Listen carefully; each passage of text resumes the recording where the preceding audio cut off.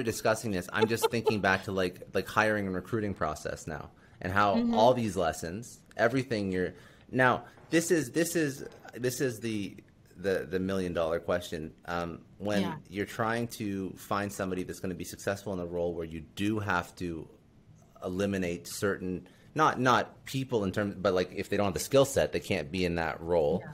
So how do you bring over these lessons and learnings from your research and your market research and background, and then you bring these into an environment where you get the right questions so you can get people who are qualified for a role, but you aren't removing anybody based on making them feel uncomfortable or... Well, I think a couple of things. So one, just in terms of closing this conversation out, I think you can audit any process that you have. You can audit any thing that you're doing to really understand where bias exists. This is not just how we do research, right? You can take a look at the steps in anything that you do, marketing, recruiting, to understand, and just asking critical questions about where it can live. In terms of, if I'm working on an engagement or there's an opportunity, well, here's a really great example. I think you can, oftentimes it's how you're able to think about, learn, a particular skill set or a particular genre of information. And so if diversity and inclusion is important in your work or in your role, and you don't necessarily have that experience, then you bring in consultants. You bring in, I'll give you a great example. I was doing research for a CPG brand and a skincare brand, very successful skincare brand. And they were looking years ago to launch a new product for Black women. And just in a lot of the research they'd conducted, they realized that this was an opportunity. And they also realized that they sort of under-indexed with Black women, and Black women use a lot of skincare products. And so after I did the research, I made a number of recommendations that they absolutely loved. And they said to me, they were like, hey, do you know any consultants that we could partner with to bring this to market? Because we don't know anything. And I was like, I can do it. I had to figure out how to do it with my company. And they literally brought me in as a quote unquote voice of the consumer consultant. Now, what I ended up doing in large part was a lot of the things that I did in my past life, writing briefs for the media company, for the advertising agency. I would help talk them through, creative and what could be potential issues. As the voice of the consumer, I was bringing a lot of this perspective throughout the creative development process. I was literally an extension to the brand team for about 9 months. And it went all the way, I went to the commercial shoot, which is what I would have done in advertising, helping them with casting, how to think about this. And it ended up launching very successfully, being one of their most successful launches literally in their 100-year history. And what was fascinating about that, their agency lineup never changed, right? Their insights team never changed. And they had a good amount of diversity, but what they realized was they didn't have the skill set needed for this project. And so I think companies can do a number of things. You can bring in assistance when you need it, particularly in the short term as you figure out how to ramp up for the long term. So I think there are ways to, and now in this day and age, I'm sure it's so much easier to pull in freelance or consulting talent than it would have been in the past. But again, I think working through your networks to figure out who might be best suited to bring in that perspective, whether it's a short or on a long-term basis. And I think I think the other thing that's really interesting about diversity and inclusion is helping people realize that this is not just an initiative for HR. This is not just an initiative that lives in one part of the organization. It's really a route to innovation, or can be thought about like change management initiative. And from that perspective, everyone should own it. And so whether you feel like you have some sort of diverse identity, or the initiatives are targeting you, it still should feel like your responsibility to help make the organization more diverse or inclusive or equitable. Yeah. And from that perspective, everyone can participate, because at bare minimum, even if you're not part of one of these marginalized groups, you know how to navigate, your organization and that culture, and you can be a bridge.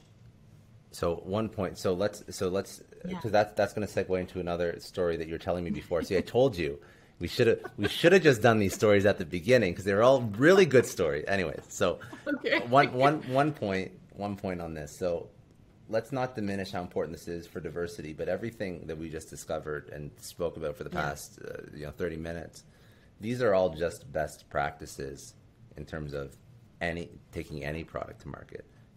There's no different. Like if you already know if you understand the concept of taking a product and getting the data points and the research and the consumer insights, apply that with the same tenacity that you would when you want to make money to the other parts of your organization.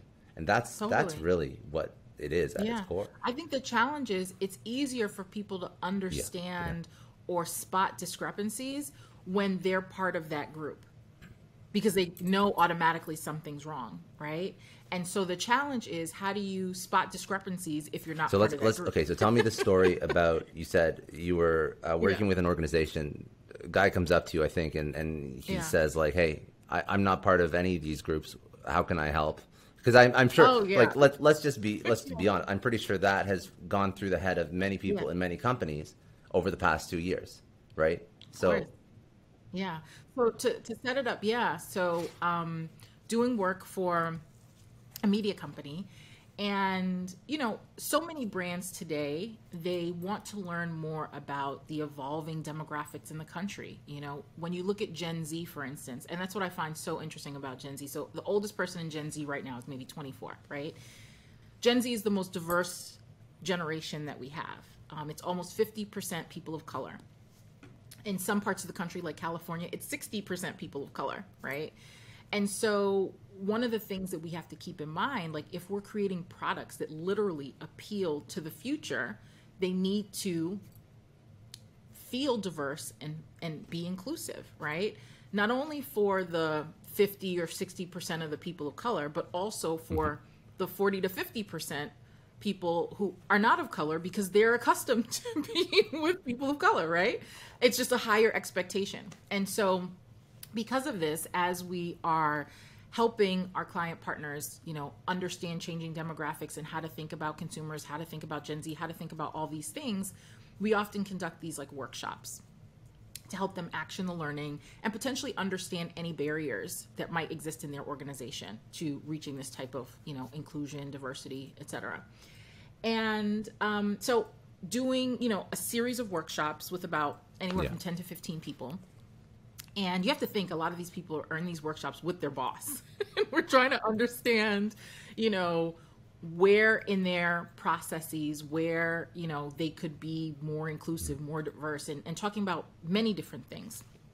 So in some ways, a very uncomfortable conversation. And one of the things I didn't expect was a few people actually reached out to me after the session to talk. And one gentleman that reached out to me, he said, I'll say when I do these workshops, I always like to tell people that I come from a place of abundance, right? This isn't a zero-sum game. It's not about loss at all. It's how do we improve the processes that we have so that it can feel more inclusive for everyone. So that's always the premise, sort of like positivity. And so, reached out to me afterwards, and he's like, I'd love to talk because I'm still struggling with some of this, and I didn't necessarily feel comfortable saying everything around my boss. And so we ended up having this conversation, and he said to me, I know my company isn't very good at like diversity and inclusion. And he's like, I don't know how to think about this. He's like, I'm literally a white guy from the Midwest. He's like, I felt very comfortable talking to you. So he's like, I just feel like I need ideas. Like, I want to be on the bandwagon, but like, how do I do this? And so I said to him, I was like, first and foremost, as I mentioned before, this is about abundance. So I think it's always about making the processes that you have in place better. But I think the key thing to understand is it's not only about bringing more diverse people in. That's surely a part of it. But you need a champion on the inside to really bring this to life. And you need people who understand how to navigate the culture. And so that's definitely something that you can do. The other thing I would say is recognize what diversity you bring to the table as well. Because just because you're a white man doesn't mean that you don't bring a unique perspective to the table, because diversity is not just about racial diversity, right?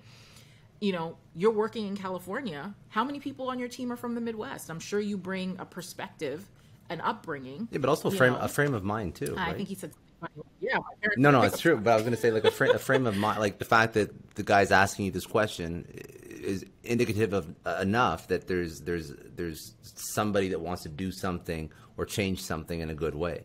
So that's a major, yeah. Of course, and is scared because, you know, oftentimes I think when a lot of firms make these decisions, and you know, every firm, every brand is on a different journey.